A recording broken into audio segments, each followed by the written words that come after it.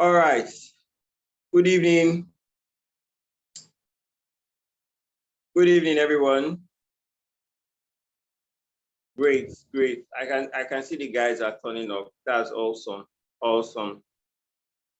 All right. Good evening, everyone. My name is Richard Okiasi, and I am the team lead of Fasthire. All right. Fasthire is the career brand organizing this abroad study series. And it's our idea to bring forward knowledge about abroad study opportunities to people, individuals who are interested in abroad studies, right? This is our fourth class, and we've covered, so far we've covered Germany, we've covered the USA, and we've covered the United Kingdom. Today, we're going to be looking at abroad study opportunities in Sweden, right? In Sweden. And it's important to note that our next class will be on Saturday, and we'll be talking about abroad study opportunities in Netherlands. It's going to be a very interactive class.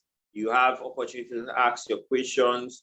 And if you have any other thing you've been confused about, maybe not just only Sweden, so far as related to abroad studies, you have the opportunities, your questions will be entertained in this class, right? So without wasting much time, we're just going to get straight to it because we have limited time. We're going straight to it. Our guest for this evening is Mr. Simon, and Simon, correct me now. So he's going to go straight to it. No more wasting of time. Good evening, Simon. Yeah, good evening, Simeon. Yeah. Simeon. Okay, yeah. Great. I do different people say it's pronounced different ways. How are you doing, sir? I'm doing fine. You can just call me. Nice to have you on board. Thank you for making that time for us. Yeah, sure. All right. So, like I said, we're going to go straight to it. No, because you yourself, you're busy, and I know what it took for me to even for me to get you here. So, tell us a little bit about Simeon.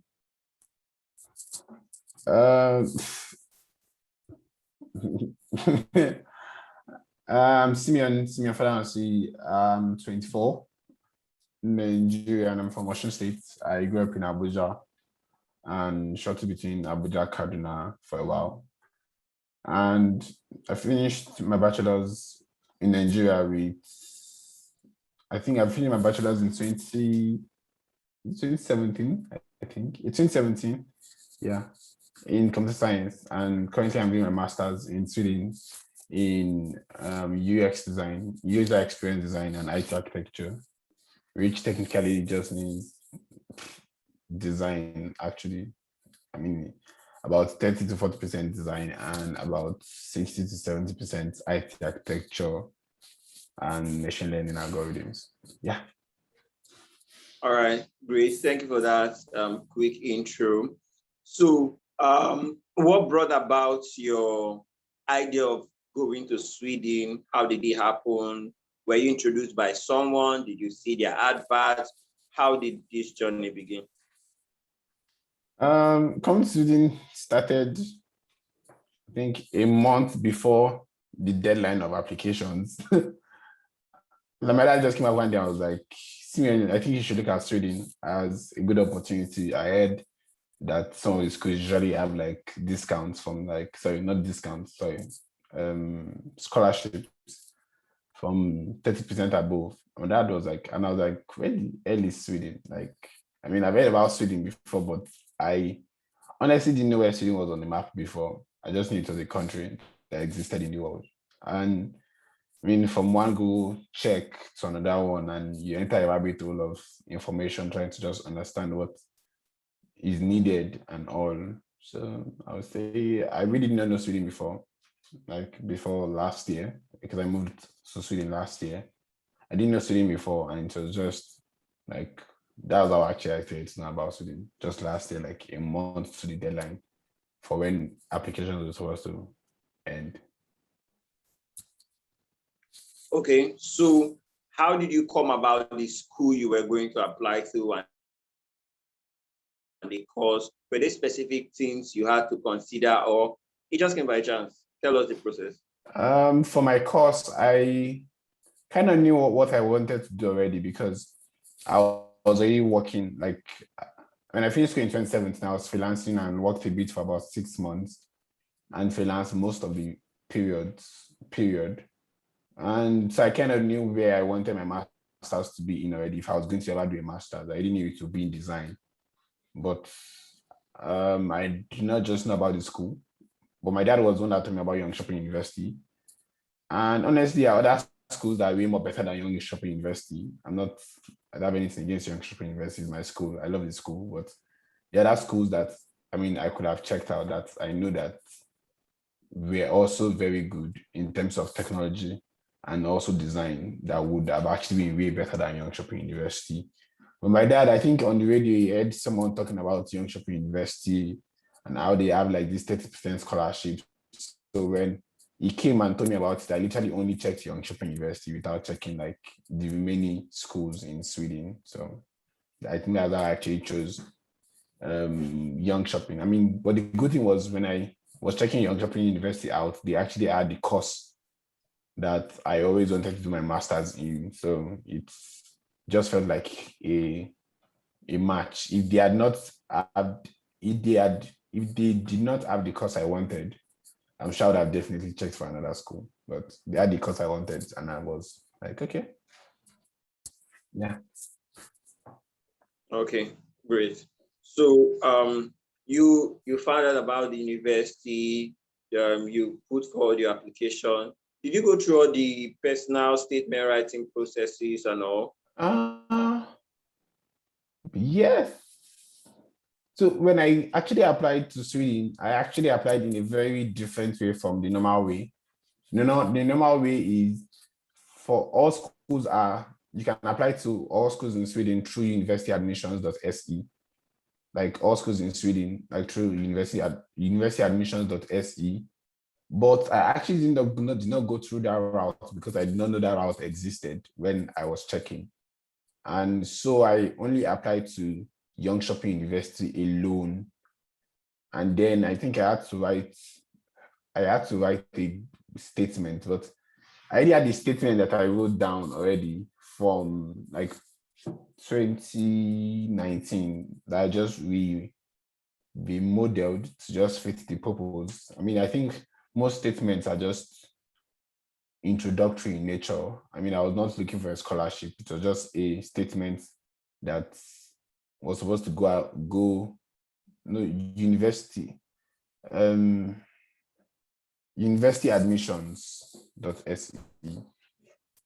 Yeah. So I basically just remodeled a statement I had previously and just used that to apply. I also had my CV. For applications, normally, I think the things you need is like your CV. Sorry, not your CV. Your degree certificates, your transcript from your university. Your university will be the ones to send that one, of course. I use my NECO because my NECO is the most complete secondary school living certificate I have. But they also accept WAEC, which is good. I'm not sure about NAPTEP. I don't think anybody accepts that, but NECO and WAEC is quite acceptable. So I think that is really good enough. And you actually don't need to take an proof of English because this serves as your proof of English. Okay. Okay, please, can you share the correct link? I think I tried sending the link, but I did share the wrong one. So maybe share the correct link so that everybody sees. Yeah. All right, guys. So Simeon is going to be sharing the correct link. And like he said, it's possible for you to apply to all the schools in Sweden through that portal. He's going to be dropping the link. So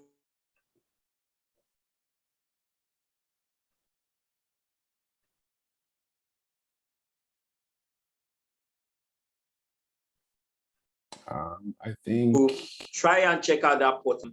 You can, and the ones that have the course you're interested in, consideration.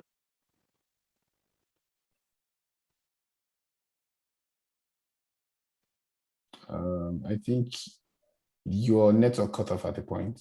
Sorry. Really? Yeah. Okay. So, but can everyone hear me now? Yeah, I can hear you. Okay. What I was saying is that you're going to be dropping the link so that everybody sees, and for the people who are interested in, so that people who are interested can now put forward their applications to the various schools in Sweden, and the schools who are interested or who have the courses they're applying for can start considering them for admission. So can you tell us briefly how this or universities .se, tell us how it works and maybe advise them on how they can use it better for people who are ready to apply before we move forward. Okay.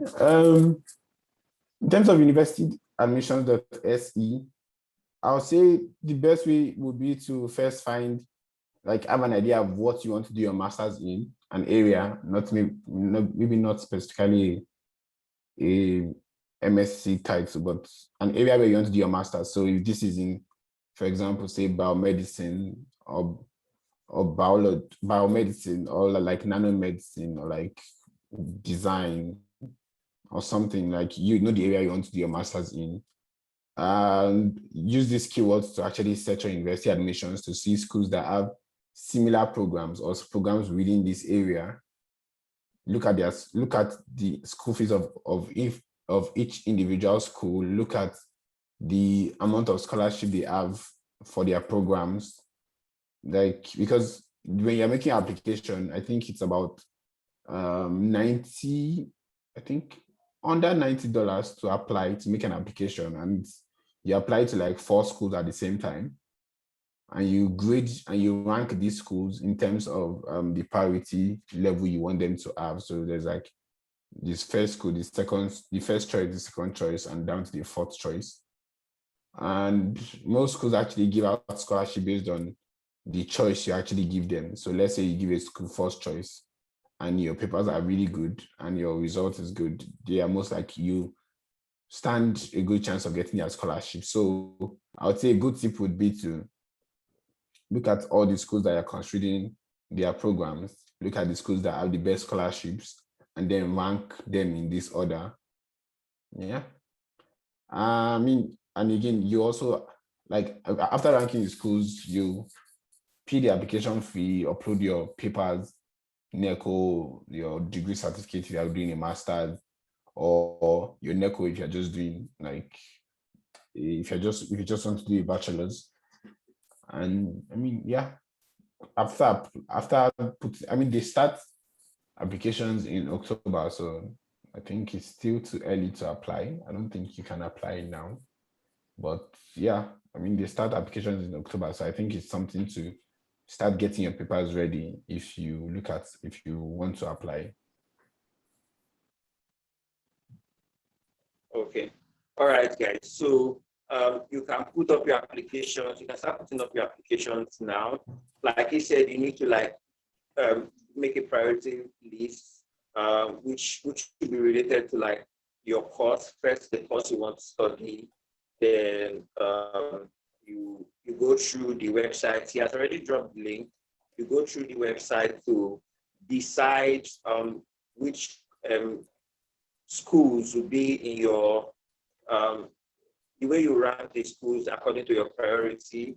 He said some of the things you consider. This specifically for people who are just joining. The things you consider includes the amount of scholarship they have available in the school, the fees, how much it costs to enroll. You get, so those are the things you have to consider. Okay, so tell us about the scholarships available in Sweden schools. Simeon. Okay, when talking about scholarships, I like to first mention that I don't have any scholarship in any Swedish university. So whatever I'm saying is not because I have a scholarship. I'm talking based on what the information I know and people that have scholarships, not me. So I don't have any personal scholarship. I'm fully funded by myself. So yeah. Most schools actually have, I would say most schools actually have like from 30 to 100% off. And some schools actually do fully funded. This is they fund you don't pay tuition, and you also get feeding allowances or living allowances. So I would say, and it's always very visible, like to see these schools that have this information, like on their website. As I said, when you decide on the programs you want to go for in each respective schools, also go to the school's website and look at the funding options that they have to see which schools prices, because it's like a balance. Schools that usually have like high school fees usually have like, sometimes they can have as much as 100%. Some schools usually have like 50%. But I think, not to be quoted anywhere, but I think I've not seen any school that has below 30% off. And I think 30% off is actually a very good price, or very good discount sort of, or scholarship offer. And some schools go as high as 100%. And if you could also do multiple applications, in the sense that you could apply for these schools, apply for their scholarships, and then go forward to apply for the Swedish government scholarship, that's the SI scholarship, that pays your tuition and also gives you feeding allowances of, I think, up to 10,000 Swedish krona. But yeah, for scholarships also, I'll say another good thing is your result matters, because I think it's also based on merit. Your result matters. And maybe for the SI scholarship, I would say your results and your previous experiences also is a factor, because the SI scholarship is assumed that you are a professional in your field, or in the field you want to study in. And because of your professional knowledge, you want to build upon that. So that is the assumption that, I mean, yeah. And again, the scholarship for the schools, you don't need to like write out a personal statement to get them. I think it's just the SI scholarship that you need to write out a statement. And you also don't need the NYC certificate. The NYC certificate is only as useful as Nigeria, or only useful within the borders of Nigeria, but useless outside the borders of Nigeria. Sorry to say.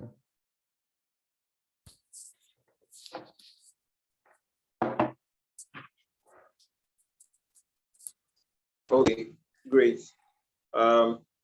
So if like you said now, apart from the SI scholarship, every other scholarship, you don't need to write a personal statement. You just need to apply that you need this scholarship, then you upload your documents. Is that correct? Yeah, most of them you just have a form to fill.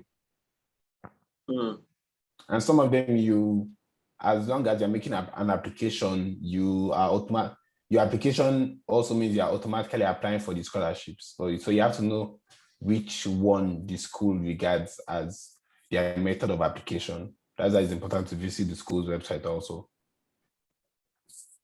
Okay. Do you have any experience, maybe through a friend, in any particular scholarship? Why I'm asking, because our last speaker who talked to us about opportunities in UK, even though there were so many scholarships possible in the UK, he had special experience with PTDF scholarship, and he had to like throw more light on it. So I'm asking for the sake of the members here, do you have any maybe truth? You say you don't have, you're not being funded, and I understand that. Do you know a friend who got any of this scholarship? How did the person do it? So that were there any special things? What were the special things the person did to be considered for the scholarship, just for the benefit of everyone listening tonight? I know a couple of people in my school that have the 30% scholarship that my school offers to international students. And personally, I don't think there's anything special you need to do apart from filling the form and applying early. Like, people underrate applying early. And I think applying early is like one of the largest factors when it comes to getting such scholarship, especially from the schools themselves. Like, once your papers, like your results are actually good. Not, I mean, it does not have to be like among the top 10% or like a 4.9 or something.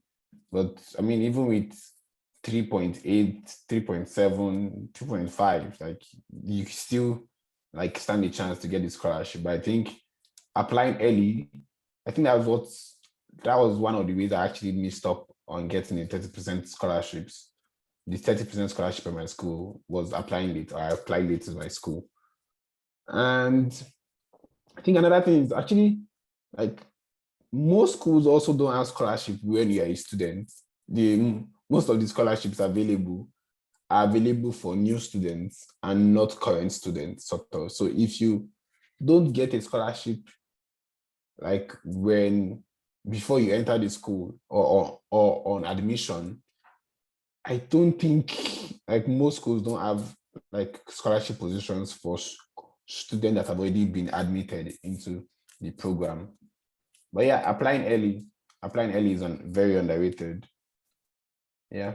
So for my school, Youngship University, I think if you apply early and you have a good result, I think yeah, you actually stand a good chance of getting a 30% off.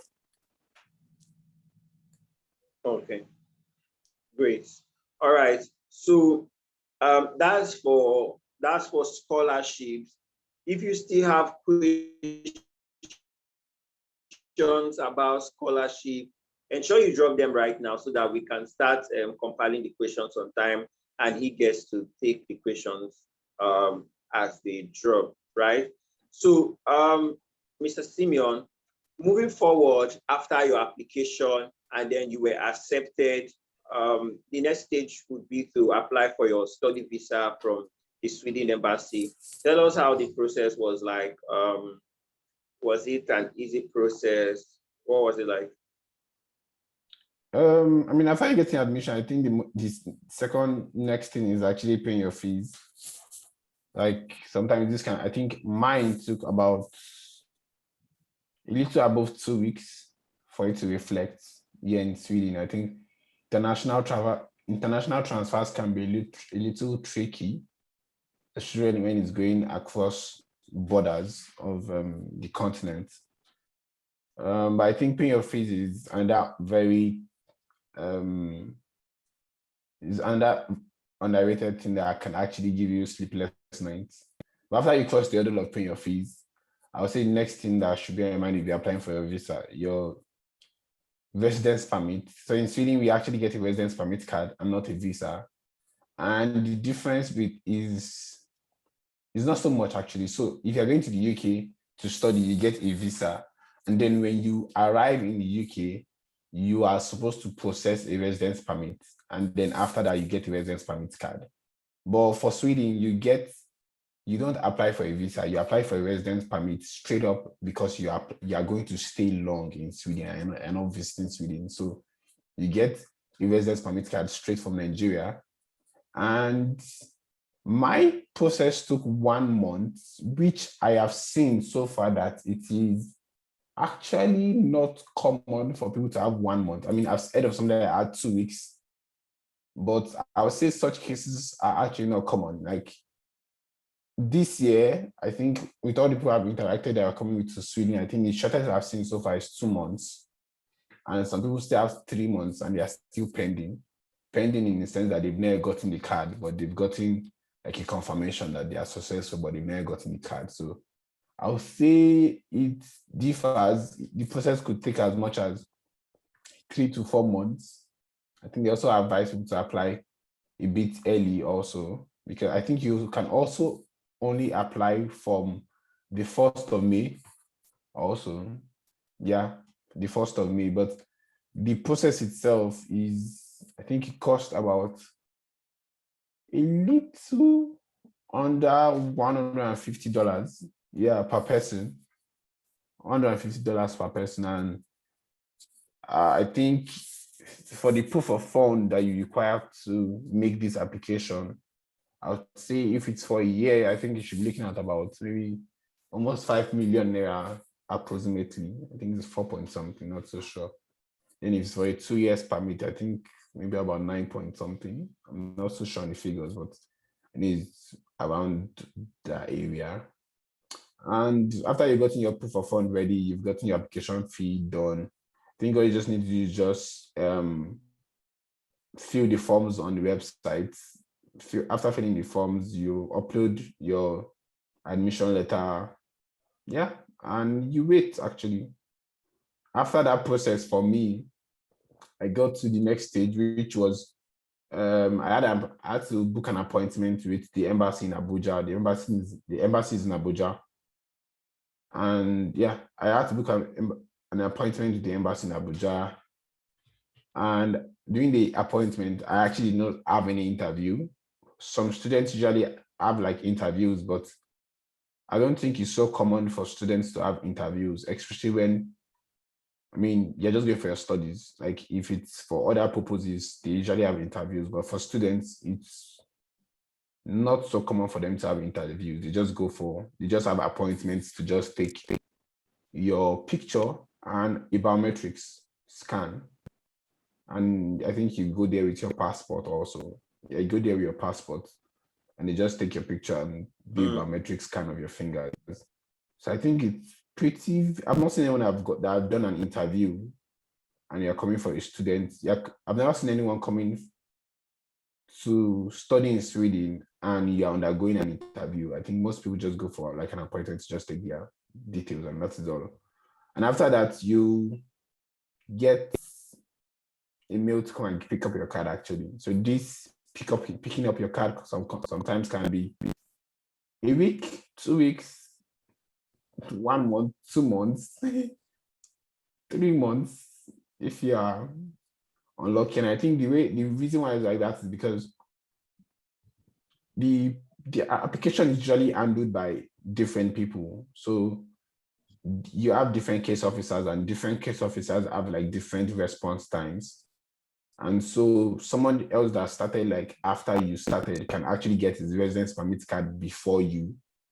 So it's not really like a queuing system like some other couple of countries where if you apply early, you get it before somebody that applied later. In Sweden, I think so far I've seen that it's quite different because people that started a bit later have gotten theirs and people that say early have not got, some of them have not gotten theirs. So it's not a queuing system. I think that's also something that's very important that nobody talks about.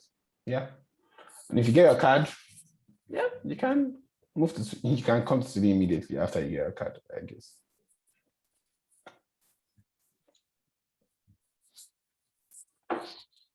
Okay, Mr. Simeon. Let me get the process correct. When you're giving permits, is that correct? Come again, you're breaking. Can you hear me now? Yeah. Okay, so I said, let me get the process straight. If you get the admission, the next thing you're doing is applying for a residence permit. Is that correct? No, you're paying your school fees. Okay, you're paying your school fees. That's correct. And yeah. Is there privilege for part payments, or you have to make full payments? So far, I think that is dependent on the school, but the most common scenarios I've seen for a couple of schools is the part payment is part as in a semester and not part of a semester. So the only split that I've seen so far is like a semester. So the least you can pay is a semester.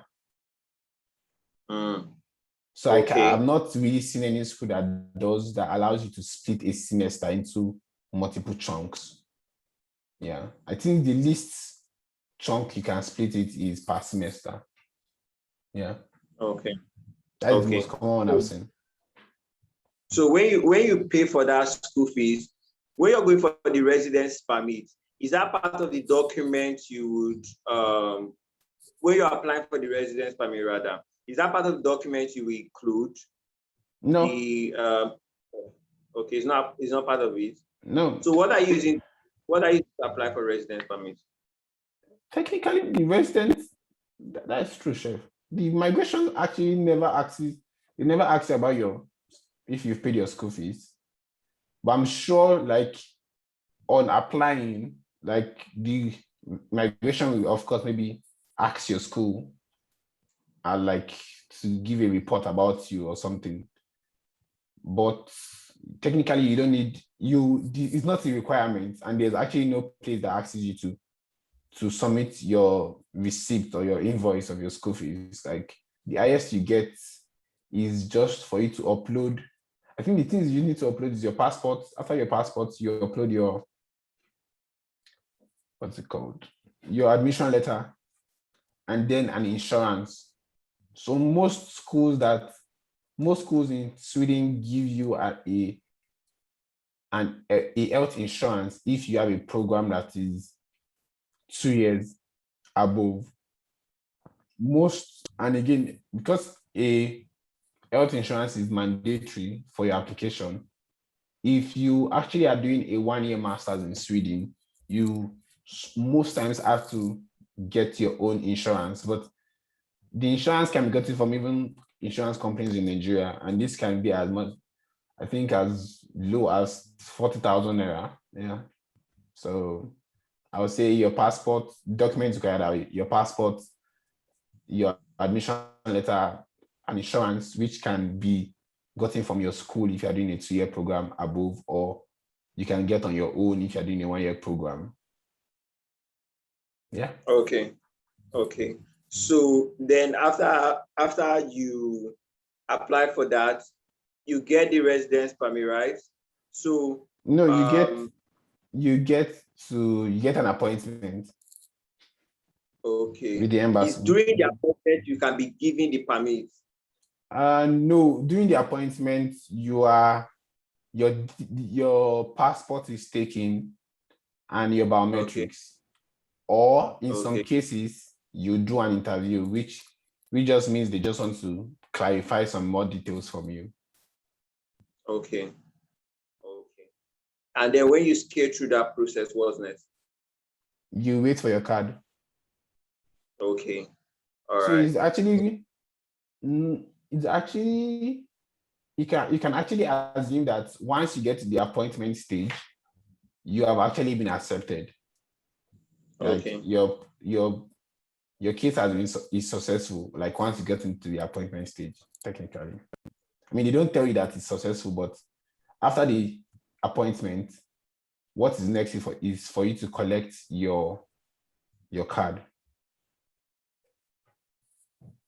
Okay. That's perfect. All right. So going to Sweden, how was it for you within your first 2-3 months? How were you able to adjust to the culture? What are the things you've discovered about Sweden that you think people who are coming after you should know before they come?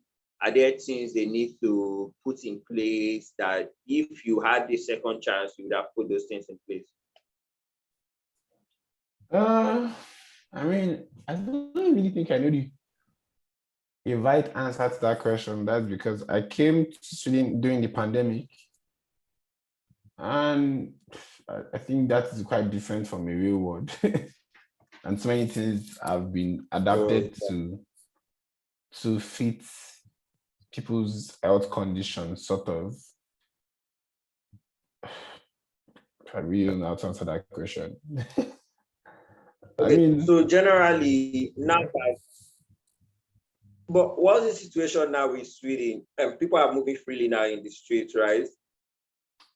I mean, we never had a lockdown, actually. Like, Sweden never did a lockdown. Oh, okay. It is not something that they are a fan of or they believe in. So there was no lockdown, even from 2020. Okay. So, okay, on a general scale now, how has it been for you adjusting to the culture? I'll say it's not the same. Of course, culture is not the same because this is Europe and Nigeria is Africa, but I would say, I mean, it's just keeping an open mind and knowing the fact that you learn every day. I mean, I still learn things every day. and there are so many things that I see, and I'm like, oh, how does this work, or what is this? And you get your answers, but the culture is quite different. People's behavior, people's perception to things. Yeah, but I mean, after a while, you see that you are not actually in Nigeria, and there's this thing that when you're in Rome, you behave like Romans because you're in Rome. But I think it's the same here too. After a while, you just keep learning. Yeah, I think it's actually definitely very different from Nigeria.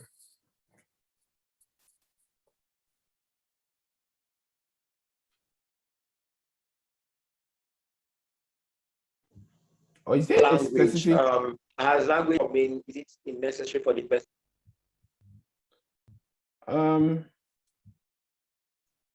Language is always very skeptical for me to talk about, because I think the language is important. So in Sweden we speak English and Swedish, and unlike other European countries that don't have English, unlike other European countries that I don't think there's any European country that has English as their main language, actually. Maybe outside UK, actually. I don't think there's any other European country that has English as their main language. So I think in Europe, I would say Sweden is actually a good choice when you're looking for a country that is, I mean, I'm not really a fan of the UK, but after the UK, where English is a primary language, I would say Swedish would also be maybe top 3 or top 2 countries that you would look to go into, where if you are an English speaker, you will feel more comfortable. That's because people say Swedes speak a lot of English, and yes, I agree, but Swedish is important. I don't speak Swedish fluently. I've been here for like a year, and my Swedish is not so good. I speak a little and I understand a little, but I mean, people talk too fast when it comes to Swedish, so it's really, really hard to hear what's being said sometimes. But Swedish is important. It's important, but can you live in Sweden without speaking Swedish? Definitely a big yes. Can you survive? A big yes. Can you stay 8 years? There? Can you work there without Swedish? Yes. Yes, you can. Okay. All right, guys. There you have it. I know that's one of the questions a lot of you are interested in hearing. So, yes, learning the language Swedish is important, but then if you're already fluent in English, you have a very good choice and opportunity. If you ask me, am I learning Swedish? I am learning Swedish, yes. So I don't make this more confusing. Yeah. So it's the same thing you get when you go to India, and the same thing when you go to Malaysia, right? Yes, they have their indigenous languages, but English is like a second language in these two places. And these two places are in Asia now. So, but English is already like a second language. So if you're looking for a good example, sorry. Yeah, sorry, Richard. Sorry. Okay, continue. I would say a good example would be if you go to Ibadan. I'm Yoruba and I come from Osun State. If you go to Ibadan, I'm using Ibadan because I've stayed in Ibadan. If you go to Ibadan, people speak English in Ibadan, people speak Pidgin. But if you go out and meet elderly people, they are more comfortable speaking Yoruba to you than English or even Pidgin. So for example, you go to the market and you're interacting with the market women, or you're interacting with people that sell stuffs or indigenes of the state, you are definitely way better at speaking Yoruba to them than English language. So I would say that is definitely a good example. They understand English, but would they feel much closer and more comfortable with you if you speak Yoruba? Yes. I would say that example is similar in Sweden also. Okay, perfect. This is one interesting revelation you've made, and I appreciate this a lot, especially I hope it's the same thing with everyone. It's just like one of the revelation, Akachukwu, the guy that handled our Germany class, he reviewed. You get top secrets that when you're down here, you would never think of them, but then somebody has gone through the process and is telling you, look at how it works. You get once you have a German study visa, for example, you have the privilege of moving around the other Euro nations. You get with that one passport. Superb revelation.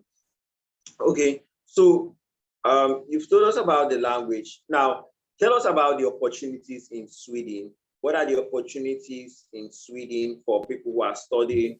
Opportunities to, let's say, study and work, study after work. Employment after study. I wanted to say. So, are there opportunities for students to be working while studying? That's number one. Then number two, what are the opportunities available for foreigners in Sweden? So what was the second question? You're breaking Okay. up. The first question is, what are the opportunities for students to study, to work while studying? Did you get that? Yeah, I got that. Then the second question was, what are the opportunities for foreigners to work in Sweden after they finish studying? Okay. From your experience? Can you work and school? I'll say yes. So I think Sweden also is one of the very few countries where, in Europe again, where you can work as much as you like, and there is no limit on the number of hours you can work in a week, in a month. No one cares about how many hours you work, of course. Which is good, and which is also left to your discretion, because when it comes to working, you definitely set the tone on how much you would work on, or how much you would actually chill or relax, sort of. So that is nice. The more hours you work, of course, that means the more money you make.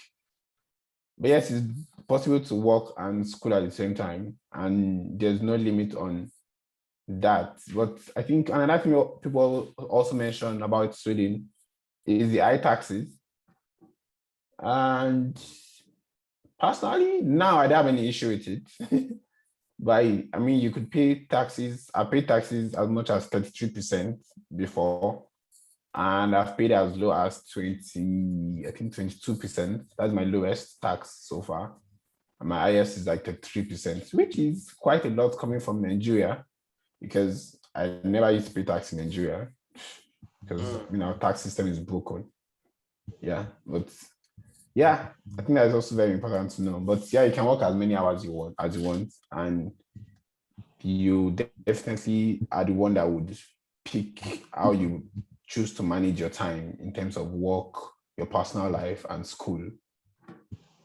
But of course, you also know that the school is, like, the way I see it is, your school is the major reason why your entry point into the country, and as such, that should also take priority in everything you're doing, because you're still a student on a student visa. And if you're on a student visa, that means you're in the country just because of your education. Yeah, that's just the best way to say it. And in terms of getting a job after school, I would say this is where the course of your study comes into play. I think people can be more strategic in terms of placing themselves for roles that are kind of in high demand, like worldwide. I mean, everybody talks about IT. I think the IT roles or the IT jobs, I mean, people like to ask that, why is it always IT? Why is it always IT? I mean, I don't know why, but I mean, IT, so I don't think I can talk about any other thing else. But I would say the importance of IT roles have actually been shown more in 2020, the year of the pandemic, than in recent years. So I would say there are definitely good IT jobs, and I would say being strategic about the way you position yourself actually will play a role. But getting a job after school, I'll say yes, it's very possible. And you also get a 1 year extension, like after your school is done, to look for a job. I mean, you have to show a proof of fund that you can stay for 1 year actually as part of the requirement. But I mean, that's pretty basic and normal. But yeah, you get 1 year to look for a job. Yeah. Okay.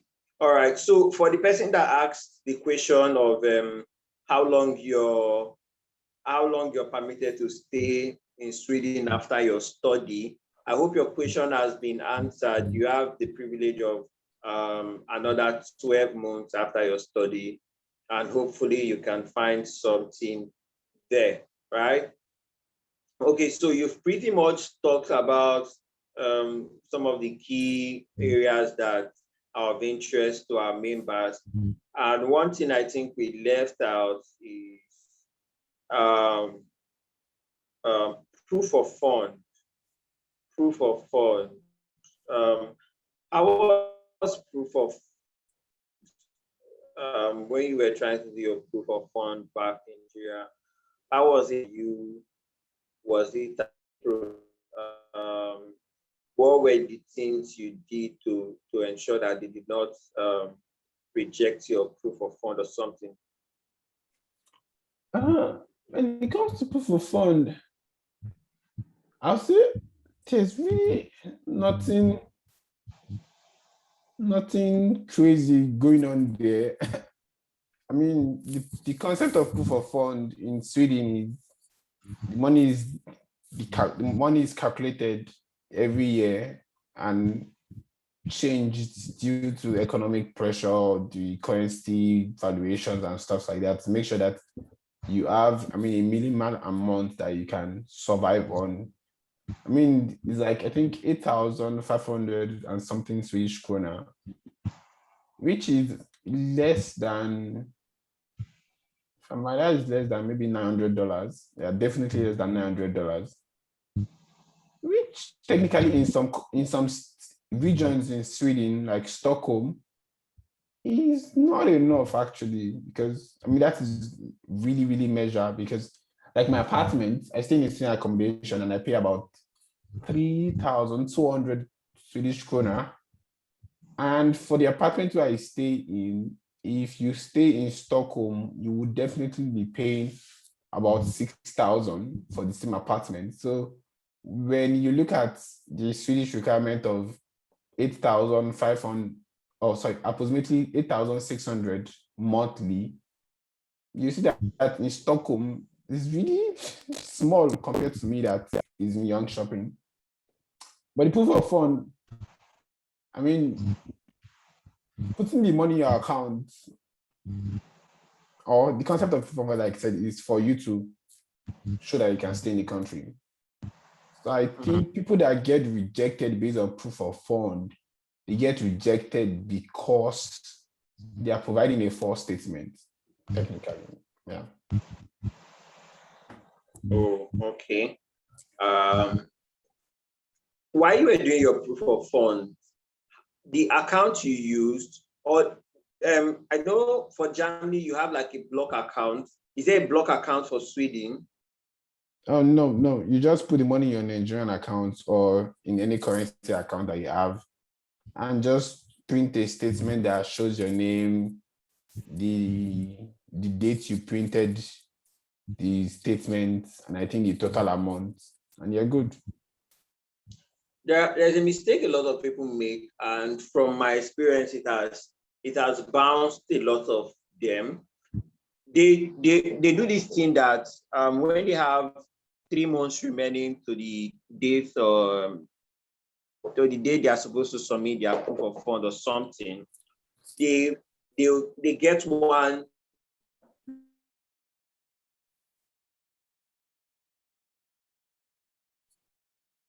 I can hear you. lump sum of money and show me this proof of when they now print out and so one huge sum of. Can you hear me now? Yeah, I can hear you now. Okay, so I said one of the things I've noticed that bounces a lot of people back, and I'm asking because I want to know how you did your own, how you credited the account. Now, some people do this thing that when they want to do their proof of funds, they wait till like 3 months or 2 months to the day they are supposed to submit their proof of funds. Then they throw in one lump sum into that account and then print it out and submit. And when the person reviewing the statement goes through it, all of a sudden there's one huge sum of money from nowhere in the account. And then for them, it's like a red flag because it probably might be money you borrowed or something, or just you get. So a lot of people have been rejected on that basis. How did you do your own in particular to come up with the whole sum? Is it a one-time payment or there was track record of steady inflow in that particular account? I think the concept of track record is flawed. Like personally, I think it's flawed. But for what I did, like I think my proof of fund in total was about almost 5 million. And I think these were actually all large sums of money in my account. Because in Sweden, the money has to be in the person that is coming to the school account. And personally, it's not as if I had millions of money in my account, but the whole proof of fund were actually large sums of money. I think in like maybe 5 transactions or 4 transactions. That was because they got in from like multiple sources. My dad, my mom, my uncle. So I don't think Sweden actually, because when I applied, I actually got a mail back from the migration agency that the money in my account is not enough and I should add more.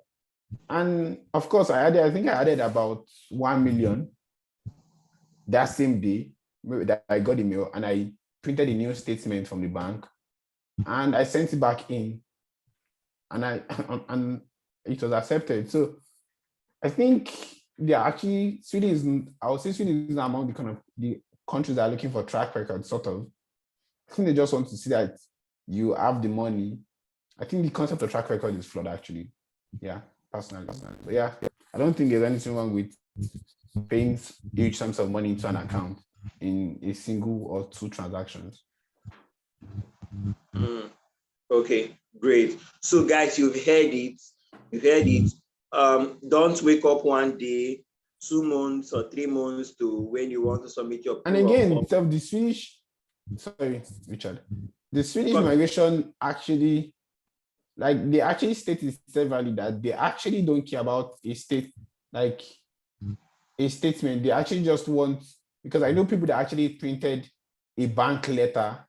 So this bank letter was just from a bank that said, oh, so person has some of so money in his account as so date, and we know that it is for a proof of fund for so purpose, and we approve that he has so amount. So it was not even a statement that showed like history of your bank assets. It was just a letter from the bank with the bank's letterhead with the stamp and everything that showed that, oh, so person had this amount of money in his account. And the Swedish Immigration Agency, I mean, I've watched a couple of their videos, and they will still say that if you send a statement that shows your day-to-day transaction for like 3 months, good and fine. If you send a statement that shows the total amount you have in your account, good and fine. Like, for them, I don't think they actually really want to, like, if you send any of them, it works for them. So that's good. Okay, so for Sweden, it doesn't really matter. Just the most important thing to them is that you show that you have the funds to sustain you while you're in Sweden. Yeah. Sweet, perfect revelation. I hope we're learning something from this class. Please, if you're online and you're learning something, give a thumbs up. Richard. Hi, hello. Speaker. Okay, I can continue. Speak. Sorry, I should have raised up my hand. I've forgotten about the protocol. Simeon, well done. I Yes, sir. can hear. Although I joined somehow late. Yeah, very late. I had some things to do. So, well done. Oh, thank you so much for making out time to come around. I just wanted to add to what you said. Yeah, you are perfectly right. I know when I was applying for the Swedish, I told you about it now, Simeon. When I was applying for the Swedish visa, although for not visa now, residence permit, for my exchange program, because part of my program is an exchange program in Uppsala University. So what happened was that the account statement I sent was the blocked account, the German blocked account. So they never understood what it was. And the scholarship letter the school also gave me was not that comprehensive. The information was not comprehensive in it. So they requested for more document. They not more document. They requested for an explanation regarding the block accounts and about the scholarship letter. I should provide a comprehensive detail about this. So you would always get a notification from the embassy if the financial statement, whatever you provided, was not sufficient or does not seem sufficient to them. You would always get that notification from them. Just to add to what Simeon said. Yeah. Okay, perfect. Thank you for that addition. Thank you for that addition. Simeon, hope you can hear me. Yes, yeah. How important is during our Germany class, Akachuku revealed to us that having a scholarship increases your chances of getting your visa quicker than not having a scholarship, which might change years after now, but we don't know. But based on what's happening now, it looks like that's the case. Is that the same thing with Sweden? Does having a scholarship increase your chances of getting into the country, or everything is pretty much level for everybody? I don't have the answer. I don't know the answer to that question, actually. I don't. Okay. All right. Great. All right, great. Okay, so I don't know if anybody has questions. Let me try and read out one or two from what other people have already asked, so you can address them. Then if anybody else has a question, please prepare your question. All right. So if is NYC certificate among the documents needed during your study application? Simeon, someone is asking. No one cares about NYSC outside Nigeria. Okay. All right. So for the person that asked that question, NYC is just for Nigeria, and it's just to show the certificate is to show that you've served, and then enables you to get your employment opportunities in Nigeria. Somebody else wanted to ask a question, and then unfortunately his network knocked him off, and he's not here to ask his question. Is there any other person who has any question? Because he has pretty much touched everything that you need to know. Who else has a question?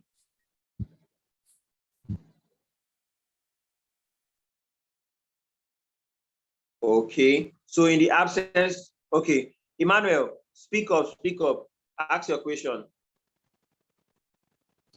Okay, good evening, everyone. Can you hear me? Yeah, we can. Good evening.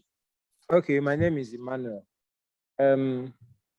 Mr. Simeon, just please, Simeon, when we had the Germany class, okay, there was this website that Akachuku gave us that, okay, it pretty much contained, from there you can see the ranking of the universities in Germany and others, and then from there you can actually go to any of their websites and do pretty much a lot of things. I don't know, this link that you shared with us, can it also do the same thing, or is just for, I don't know, not for application or something? The link I shared. Or is there, sorry? Or is there another website or something? And then the second question is, okay, for Germany, there are scholarships like the Erasmus scholarship and then the other ones. So for Sweden, what is the name of the scholarship in particular? So when we are researching, we can actually use the maybe Google about the scholarship specifically, like the name of the particular scholarships that are available for people in Sweden aside the school one that you talked about. Okay. Is that Thank all? you. Yes, thank you. Okay. The website I shared is just to apply to universities and search for programs. I don't know of any website that ranks to Swedish universities by any category or metric. I have no idea about anything like that. And for the second question, so can you remind me the second question? About the scholarship. Yes. Yeah. I think the most popular scholarship will be the SI scholarship that is granted by the government. SI scholarship, Swedish Institute scholarship, that is funded by the government. I think that would be, and the Erasmus scholarship is actually an European scholarship, actually. So I think with the Erasmus scholarship, you get to go to a couple of European countries. So I don't think it's really tied to a country, actually. But yeah, the SI scholarship. Okay. And I think they opened for. Emmanuel, are you good? Yes, thank you very much for the answer. All right, great. Blessings, do you have any question? Who else has question? Akachuku, shoot. Okay, in addition to what Simeon said, a lot of schools in Sweden also provide some kind of tuition remission.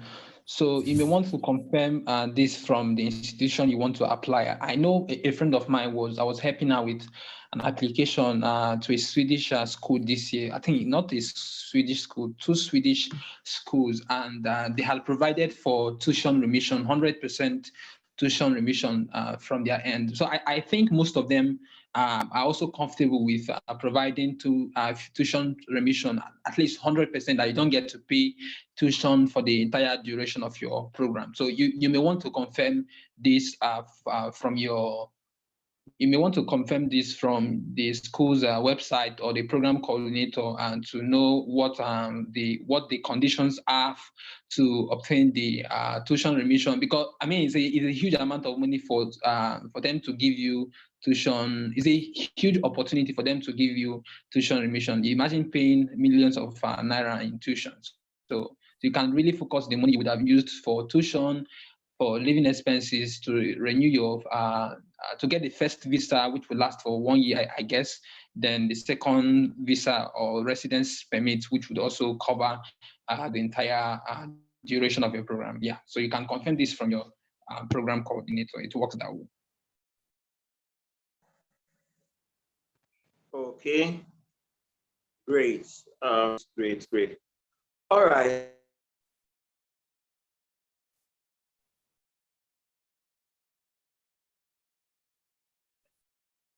Can everybody hear me?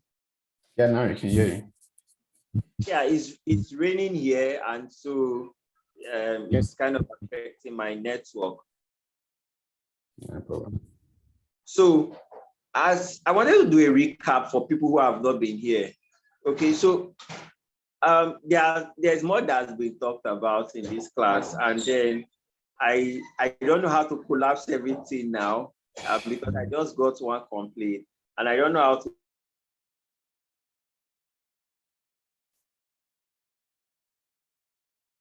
collapse everything. When this whole series release the videos, right? But we need to be done with the whole series, right? So For people who have missed out in one or two things, please don't be too offended, right? Okay, our next class, because we've pretty much covered everything and nobody else has questions. Our next class is going to be Netherlands, right? Study opportunities in Netherlands. We've locked down someone to handle that. That would be on Saturday, same time, 8 p.m. on Saturday. But I want you guys online to help me plead with Akachukwu and Simeon to get us someone that can handle Poland. Poland, please guys, help me talk to them now to get us someone that can handle Poland.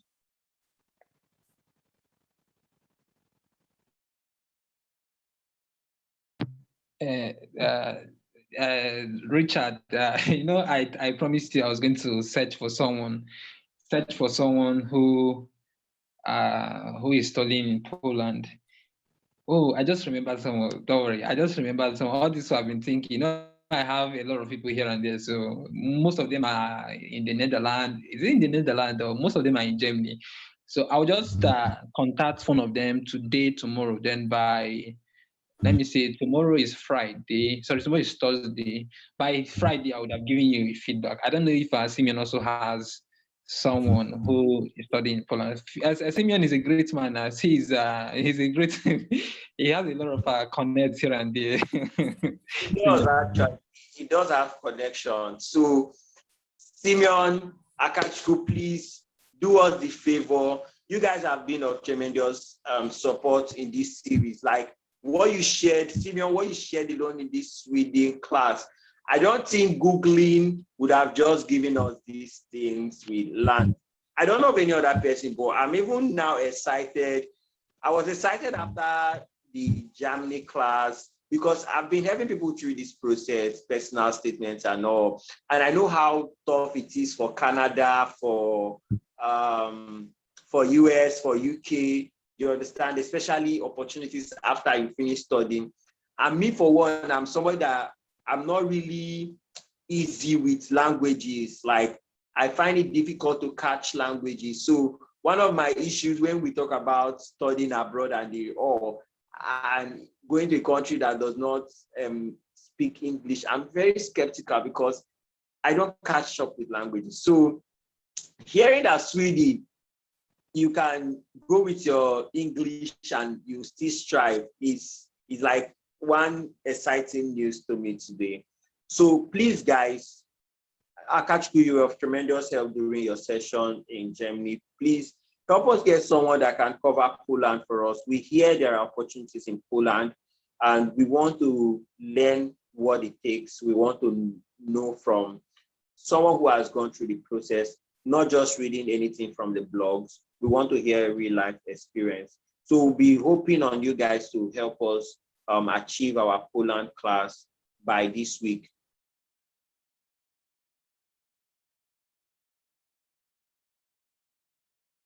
Also, I have a YouTube channel where I talk about Sweden, and yeah, if you can check it out to see more detailed videos where I talk about this. You can drop your link for the people here you can drop your LinkedIn link, your YouTube link, so that people can connect with you, and your Twitter too. So follow Simeon on Twitter, connect with him on LinkedIn, and then go through his YouTube channel, right? So that works. Okay. So Simeon and Akachukwu will be looking for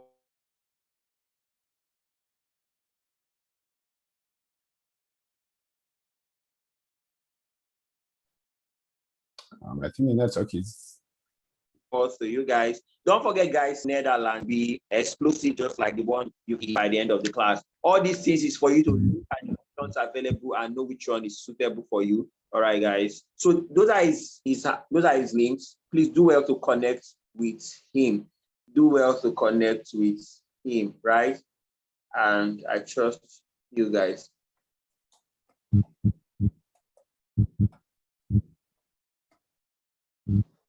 All right, so I'm trying to save I'm trying to save too so that I can connect. I'm already connected with him on LinkedIn. So, but the Twitter ban, I've not been able to get on Twitter, but definitely I'll check out his YouTube page.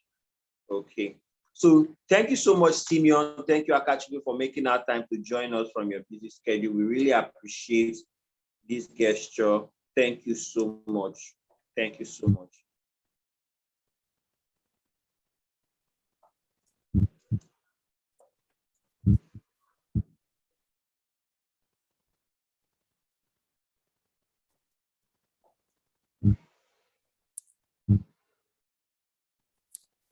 Hello.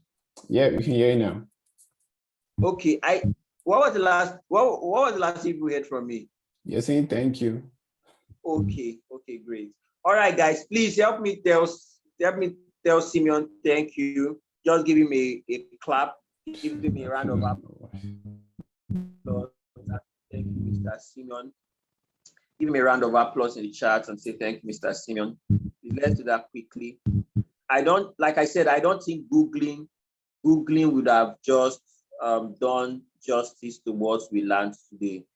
Emmanuel, you can testify to that. Googling alone wouldn't have done that. So thank you so much. See you guys on Saturday for abroad study opportunities in Netherlands. Abroad study opportunities in Netherlands, and it promises to be explosive like the one you've had today. Okay. Good night, guys, and take good care of yourself. Bye. All right, bye.